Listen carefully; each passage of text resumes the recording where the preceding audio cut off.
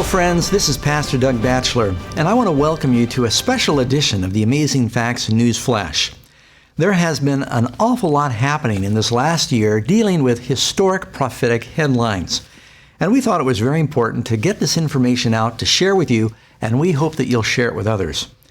You know, as I was reflecting on everything that was happening in the news over the last year, I was making notes. And in considering and reviewing the notes, it is astonishing to me how busy Pope Francis has been in trying to build a confederacy of world religions and world leaders that really are setting the stage for the final events of prophecy. In fact, I don't think it would be an overstatement to say that this year has been one of the most significant years in the history of the Catholic Church in centuries. So our presentation today is dealing with Benchmarks of the Beast, a year of historic headlines. For hundreds of years, Protestants have all agreed that the little horn spoken of in the prophecies of Daniel and the Antichrist spoken of in the book of Revelation is really identified as the papacy. Now, just so you'll know that I'm not the only one that feels this way, take a look at some of the founders of the Protestant Reformation and how they viewed the office of the papacy. For instance, take Martin Luther, the founder of the Lutheran Church and father of the Protestant Reformation. He wrote, "We here are of the conviction that the papacy is the seat of the true and real Antichrist." Can't be any more plain than that. Take, for instance, John Calvin, one of the founders of the Presbyterian Church. He wrote, "I deny him to be the vicar of Christ, who, in furiously persecuting the gospel, demonstrates by his conduct that he is Antichrist." Why don't we jump to John Wesley, founder of the Methodist Church? Here's what he said. "He it is that exalts himself above all that is called God, or that is worship, claiming the highest power and the highest honor, claiming the prerogatives which belong to God alone." I could go on talking about these different characters. From Wycliffe to Tyndale, Kramer, John Bunyan, author of Pilgrim's Progress, the translators of the King James Bible, the men who published the Westminster and Baptist Confessions, Sir Isaac Newton, George Whitefield, Jonathan Edwards, Charles Spurgeon, these men among countless others all saw the office of the papacy as Antichrist. But how different are the sentiments in the Christian churches today? The evangelical world seems to be boldly embracing the Catholic Church and saying we're all one. They don't understand the very unique differences between Protestant Christianity and Catholicism. They've forgotten their history. You see, this is important to us because it tells us in Revelation 13, verse 15, "And he has power to give life unto the image of the beast, and that the image of the beast should both speak, and cause that as many as would not worship the image of the beast should be killed."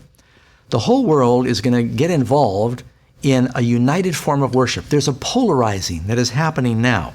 It goes on to say in Revelation chapter 13, verse 16, "And he causes all, both small and great, rich and poor, free and bond, to receive a mark in their right hand or in their forehead, that no man might buy or sell, save he that has the mark or the name of the beast or the number of his name." Now, please remember, friends, that it's talking about something economic as well, because it's going to control buying and selling. Many people have forgotten many of the vast differences between the Protestant Christians, biblical Christianity, and what the Catholic Church teaches.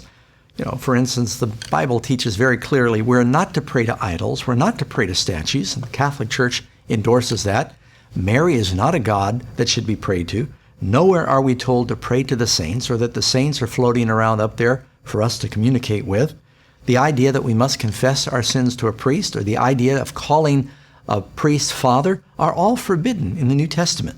Now, there are many dear Christians in the Catholic Church, and there will be millions of Catholics in heaven. I want to make that clear.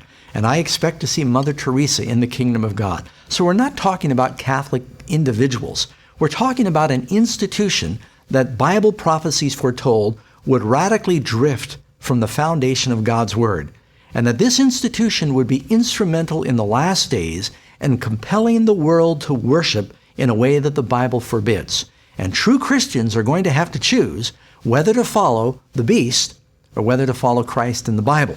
That's why this presentation is very important. Well, with that in mind, let's review some of the things that happened with the Catholic Church and Pope Francis in 2014 and see if you don't get excited realizing we're living near the end of time. I think we all remember how stunned we were when we heard this personal video message delivered with such heartfelt emotion and appeal from Pope Francis to a Kenneth Copeland Evangelical Leadership Conference. And the prelude to that message was where his friend, the Anglican Bishop Tony Palmer, said 3 times in his presentation that the Protestant Reformation was over. Matter of fact, he said, maybe we're all Catholics now. And then there was such an exuberant response from that room filled with charismatic Christians that were praying and speaking in tongues, blessing the Pope. But he was appealing for Protestants to unite, quoting John 17, with the Catholic Church. There was no misunderstanding what this was all about. Our next historic headline came March 13, when Pope Francis was invited to address a joint session of Congress. A special letter was written by House Speaker John Boehner, also endorsed by Nancy Pelosi, giving a formal invitation to the Pope to come and address the most powerful political leaders in the most powerful country of the world. It's extremely significant when the Pope receives an official invitation to address the joint sessions of Congress. It's generally accepted that this event is going to be happening sometime in September 2015, when the Pope makes a special trip to Philadelphia. Another historic headline took place March 27, when the President of the United States, Barack Obama, went to visit Pope Francis at the Vatican. And they spoke together privately for an hour. During that time, the Pope gave the President a medallion symbolizing the need of peace and solidarity between the 2 hemispheres. And the President gave the Pope a seed box where the wood of the box was made from the first Catholic cathedral in North America. This reminds me of those scriptures that say that the U.S. is going to be that second beast that will make an image to the first beast that had the deadly wound that was healed. The next news flash and historic headline was when the Pope announced that he would be canonizing 2 former popes. It said in the newspaper copy, "In a brilliant PR move, Pope Francis made history again during this event in Vatican City, elevating to sainthood Pope John the 23rd and Pope John Paul II, 2 of his most famous papal predecessors." Many Catholic analysts believe that this was done partly to unify the world's 1 billion Roman Catholics that have been somewhat fragmented. Following the service, Pope Francis gently embraced the former Pope Benedict XVI, who also attended the occasion. 2 living popes there honoring 2 dead ones. Even more importantly, this act is seen as an effort to greatly elevate the status of Pope Francis, who evidently has enough power to declare the other popes saints. What does it mean when a living pope has enough clout and authority to declare dead popes saints that can be prayed to? This event was seen as something that would greatly exalt and elevate the status and power of Pope Francis. This epic spectacle that was attended by thousands of bishops and priests was beamed by satellite all around the world. You know, friends, the Bible is very clear. We don't need to pray to dead popes in order to get God's attention. We can go directly through Jesus.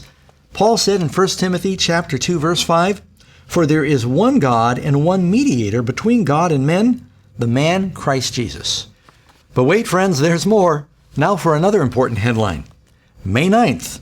The Pope advises the United Nations on economics, calling for legitimate redistribution of wealth to the poor.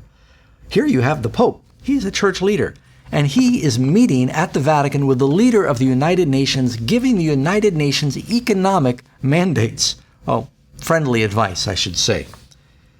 It says here, Vatican City, AP, Pope Francis called Friday for governments to redistribute wealth to the poor in a new spirit of generosity, to help curb the economy of exclusion that's taking hold today. Regarding the global economical and political organization, there is still a lot to do.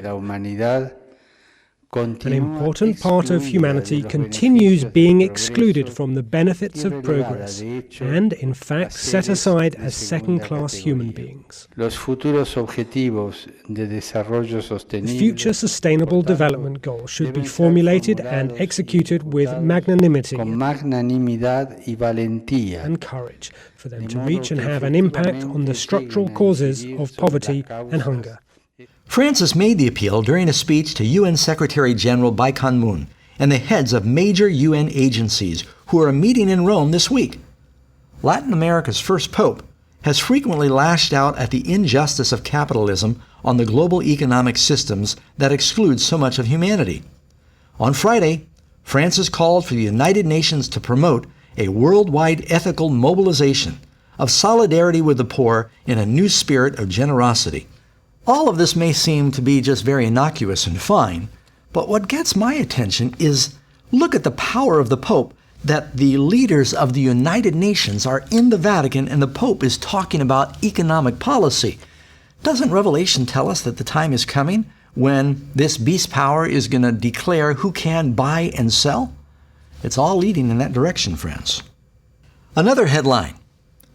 On May 25, Pope Francis made his first visit to the Holy Land and he called for peace. Il principe della pace.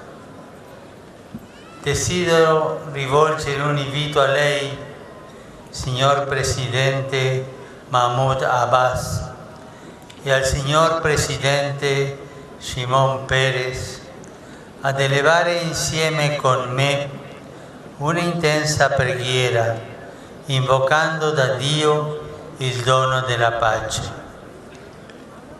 Offro la mia casa in Vaticano per ospitare questo incontro di preghiera. This was the first time Pope Francis made a visit to the most important holy sites for Jews, Muslims, Protestants, and Catholics. This represents a very significant photo op for the leader of the Catholic Church, showing that here he is, hugging and embracing Jews and Muslims and Protestants all on this holy site. You know, this reminds me of that verse in 2 Thessalonians 2, verse 3 and 4.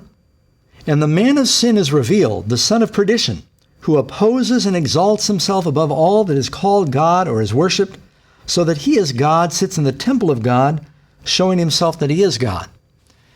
You know, friends, it wasn't a mistake speaking to the general evangelical Christians that are waiting for the temple to be rebuilt and that are campaigning for the freedom of Israel, that the Pope would go to that location to show that he can pull together the world's religions. Reminds me of that passage there in Thessalonians that talks about he sits in the temple of God showing himself that he is God in the context of a religious leader. I don't think any of us can miss that the Pope is framing himself as the spiritual leader for the religions of the world.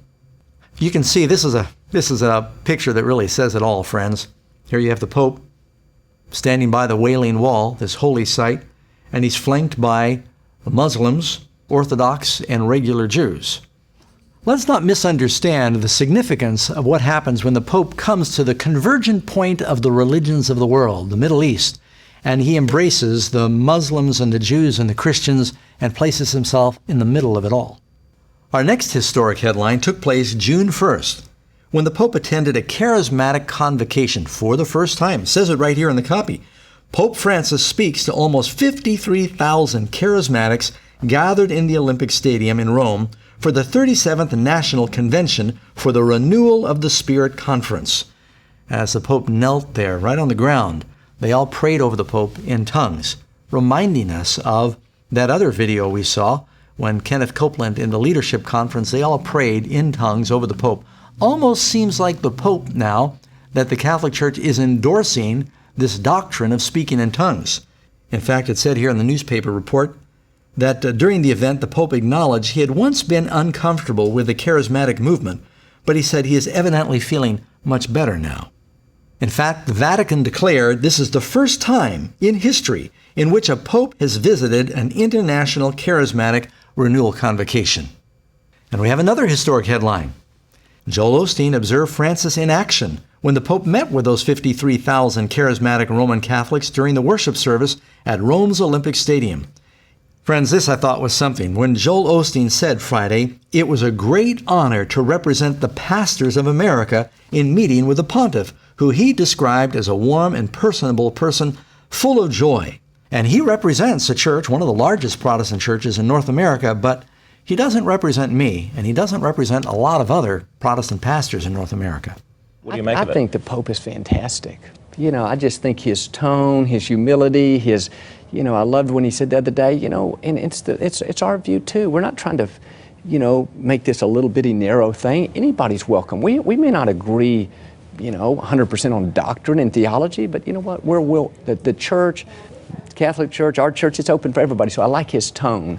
I think those are some fascinating comments from Pastor Osteen, who's such a widely respected figure in North America.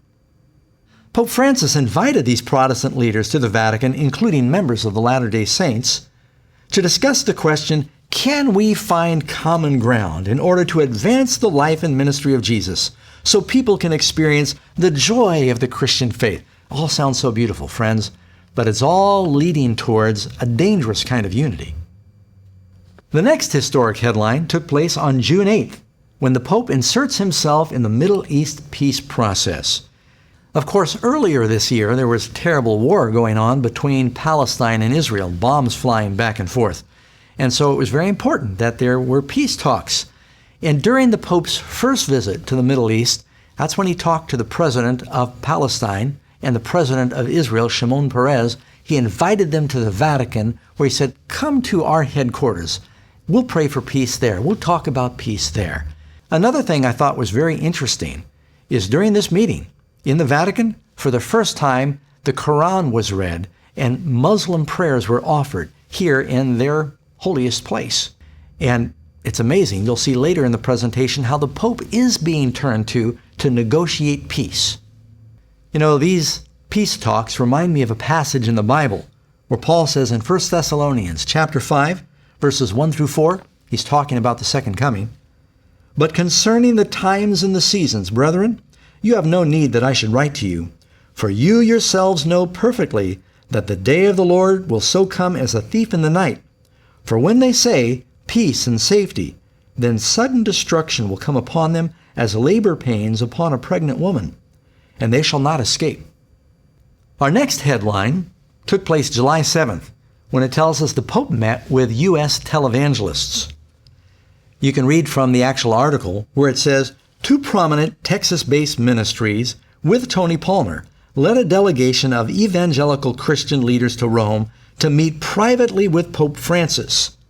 James and Betty Robeson, co-hosts of Life Today television program, and Kenneth Copeland, host of Believer's Voice of Victory, met the Roman Pontiff at the Vatican on Thursday.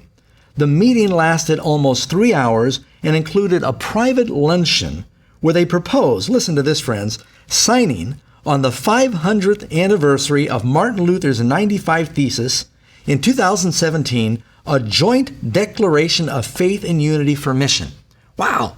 Here you've got leaders of the Protestant Church going to the Vatican, meeting with the Pope in a private 3-hour meeting and saying, we need to sign a declaration of unity in mission on the anniversary of Martin Luther's protest, no less. I read in one article that the combined viewers of these televangelists that came to the Vatican, they represent 800 million people. Our next headline took place July 22nd. A lot happened in July. The Pope picks a council to promote global Christian unity. There you have it, friends. That's a slam dunk headline. If you're wondering what the intentions of the Pope are, he wants this Christian unity. He wants to have all the religions of the world, as well as the Christians of the world, to unite and recognize the Pope as the central figure, the leader, and he's achieving his goal.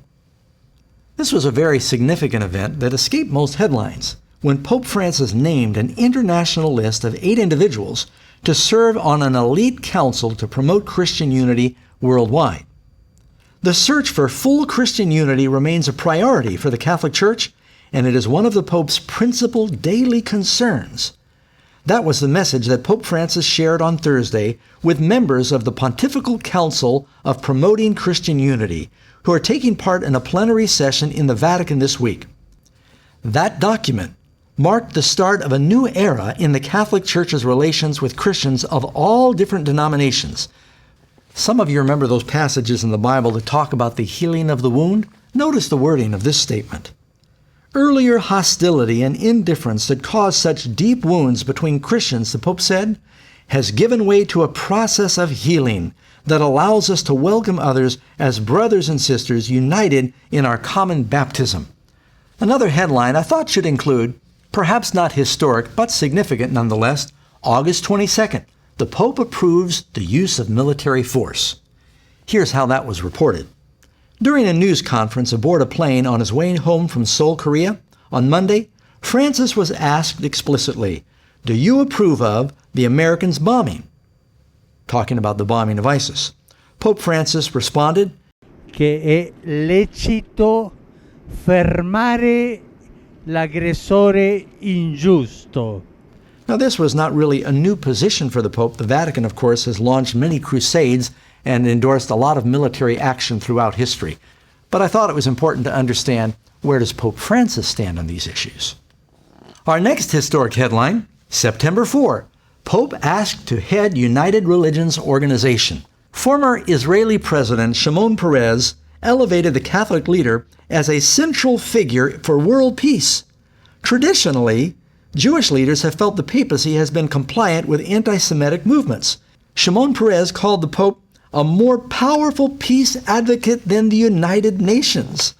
Then, as if that wasn't enough, it tells us that U.S. Deputy Assistant Secretary of State, Jerry White, he called for a global covenant of religions with the Pope as the head.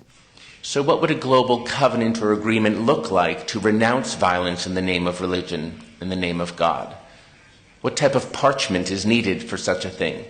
What type of gathering to take the fullness of Sant'Egidio's work as well and go even higher with the invitations of the Vatican and Pope Francis? Everybody's turning to the Pope. You know, one other thing that happened is Fox commentator Judge Jeanine, she said the Pope is the one that ought to lead out in solving the problem of the war in the Middle East. Tonight, Christians in the Middle East marked for death because of their faith, and no one is fighting for them. As Christians are slaughtered, churches torched, and families forced from their homeland, the mass murder of Christians is underway. So who should be defending Christians? Who? The leader of the Catholic Church, the Pope, the man who shepherds the faithful. That's pretty significant coming from Judge Jeanine, who is a very popular commentator on Fox News. Next historic headline we go to October 27. Pope declares faith in the Big Bang and evolution. Well, this really isn't a historic headline because the Catholic Church has said for a long time that they believed in evolution and in the potential of the Big Bang theory. But it tells us where Pope Francis stands. What you find in the article, it says the Big Bang, which scientists believe led to the formation of the universe some 13.8 billion years ago, was all part of God's plan. The Pope said the scientific account of the beginning of the universe and the development of life through evolution are compatible with the Catholic Church's vision of creation. Of course, friends, if evolution is true, then you can't take the Genesis account of creation as being literally true. But Jesus said they are. You see, Christ said, if you don't believe Moses, you don't believe me. Now we have another historic headline. The following month, November 18, Pastor Rick Warren meets with the Pope at the Vatican, and he's invited to speak at the Vatican. Rick Warren, leading American Protestant minister, after meeting with Pope Francis, said, "Up close you can feel the humanity and the compassion that others see from afar." Warren went on to say, as long as Catholics and Protestants love Jesus, we're all on the same team. Well, friends, I tell you, that kind of troubles me because I think there are deep, vast differences between what Protestants believe and what Catholics believe. And all of this love language is really, it's being used to build a false unity that's going to work against us in the last days. Participants at the conference, that included Southern Baptists as well as Muslims, Jewish, and Latter-day Saint representatives, considered topics such as traditional marriage, cohabitation, and same-sex marriage. You can see the unity is all being based upon things that are very important to these various religions, but that unity is going to end up backfiring. I think everybody recognizes that Rick Warren, who is probably one of the most influential American authors and pastors, for him to go and represent evangelicals of North America speaks volumes. Why did you want to be part of this Vatican meeting, this international colloquy on marriage? Why did you consider it important that you be there and offer a message? Well, when the Pope invites you, you go.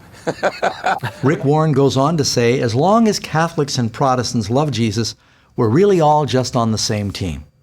On to the next historic headline. Newsflash, November 30. Pope calls for all Christians to unite. Well, he's not beating around the bush. He's inviting Christians everywhere to unite. And listen to this. Speaking from Istanbul, Turkey, Pope Francis, joined by Patriarch Bartholomew, the spiritual leader of 250 million Orthodox Christians, he's encouraging all the faithful to join them in praying that all may be one, that the world may believe. The two leaders also signed a document declaring the same.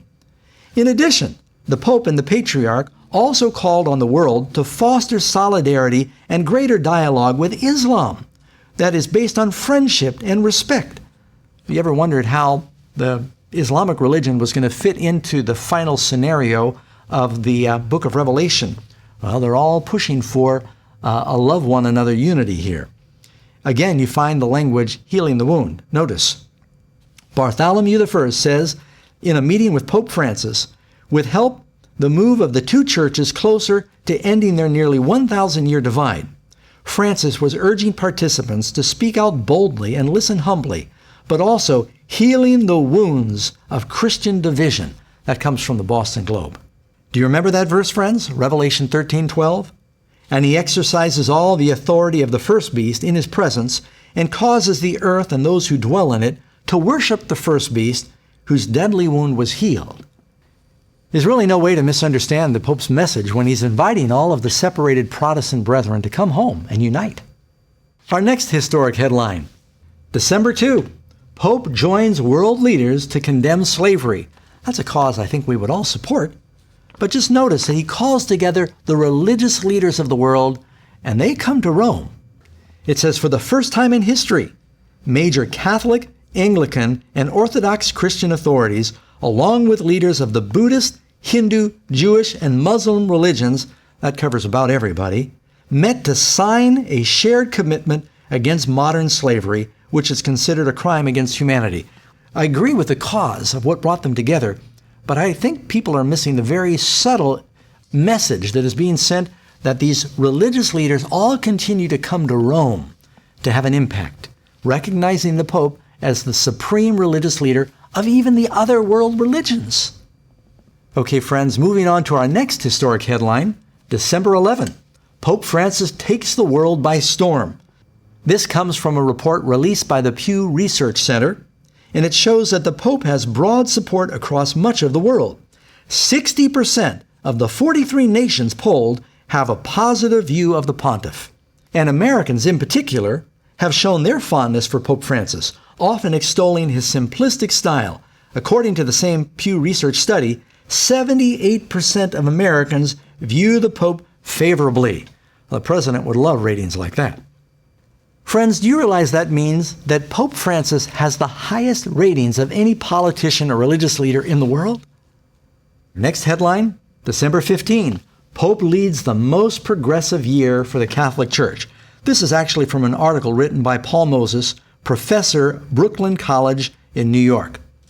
It reads that Pope Francis has initiated a revolution in the Catholic Church in 2014, a revolution of common sense rather than ideology or doctrine.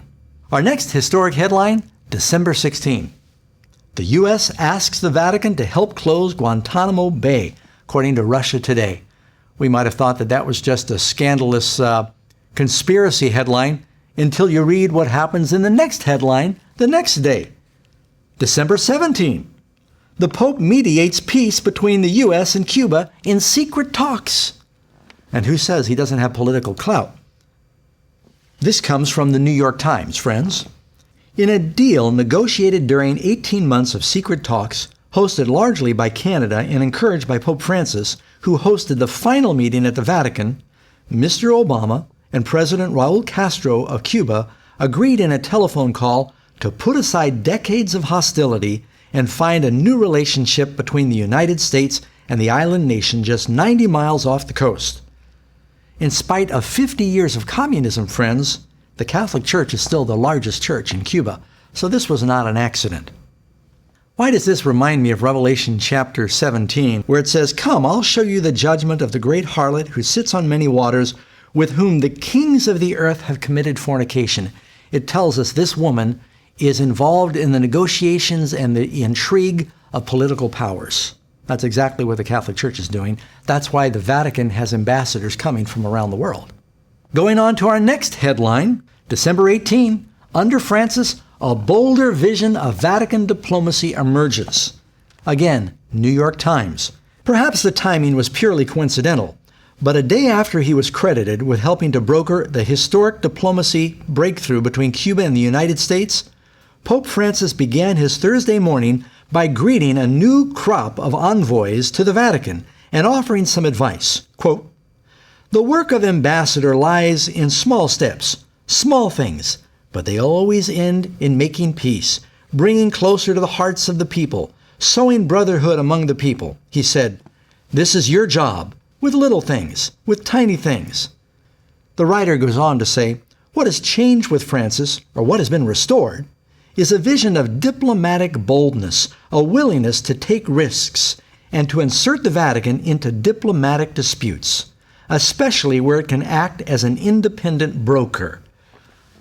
Right there, they admit that the Vatican is an international broker in diplomacy between nations. Just as John Paul, the first Polish pope, had a unique credibility and a voice against communism, so too does Francis, the first Latin American pope, now benefit from a unique credibility in the Western Hemisphere, the developing world. Friends, we've just been considering a few things that are seen in the headlines. God only knows what's really happening behind the curtain right now. But we can observe that there have been very significant, bold movements forward for this Antichrist power that ought to excite Christians. Now, I don't say these things to cause unnecessary sensation. I just really believe that prophecy's true. And I think Christians ought to be excited. That means Jesus is coming soon. This also ought to be a mobilizing influence for the church so that we can do everything we can to get the message out. We're not going to have forever. So friends, when we consider all these historic headlines, I need to just ask you, what do you think would happen right now if there's a financial international meltdown? Or if some rogue nation detonates a nuclear weapon? Or if there's some catastrophic natural disaster? After looking at these headlines, where do you think the people and leaders of the world are going to turn for help? Is there any question that they're going to be turning to the Vatican? They're going to be turning to Pope Francis? Now, I don't know whether this Pope is the one that is going to implement all of the final events, but I don't think anyone can deny that this first Jesuit Pope is doing more than anyone before him to set the stage for the final events, and we ought to be praying and getting ready. Friends, I should also mention at this point that Amazing Facts has a special DVD called Revelation, The Bride, the Beast, and Babylon. It explains a lot of these things that we're talking about. You need to be able to share that with other people, help them understand who is the Antichrist power that Protestants recognize in the last days. And if there's anything you could do to help us get these DVDs out, friends, we would deeply appreciate it. We really need your help right now.